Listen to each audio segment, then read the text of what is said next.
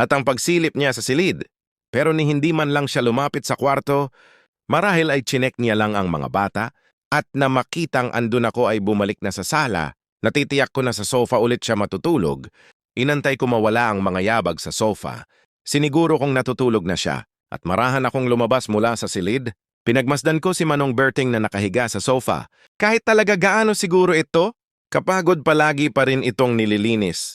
At inaayos ang sarili, ang presko niyang tingnan, mabango at humahalimuyak pa amoy.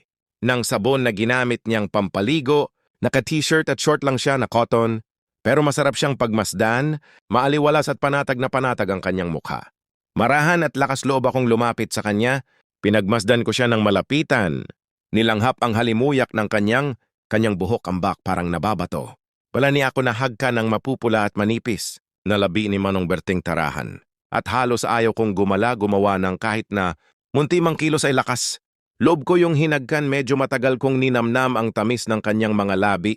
At bigla akong nagulat nang magmulat ito ng mata. Inday, anong ginagawa mo? Ang biglang sabi nito sa akin. Iyon kasi ang nakasanayan niyang tawag sa akin mula bata pa lang ako, Neng. Neneng, Manong Berting naman hindi na ho ako. Huwag niyo na ho akong tinatawag na Neneng.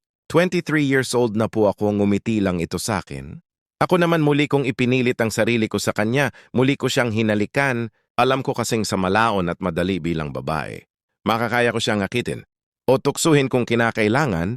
May karanasan na naman ako sa pakikipaghalikan. 2 beses na akong nagkaroon ng kasintahan nung college time ko at lalong hindi na rin ako baguhan sa pagpapaligaya ng isang lalaki. Yun kasing una kong kasintahan palaging sabi at madalas ako nitong isama sa bahay na walang kusina. Isa rin malahil iyon sa mga dahilan kung bakit bumagsak ako sa pag-take ng exam bilang isang guro. Hindi ako nakakapag-focus sa pag-aaral o sa pagre-review dahil sa mahilig kong boyfriend, kaya lang ay walang kwenta. Niloko lang din ako nito at ipinagpalit sa matalik kong kaibigan.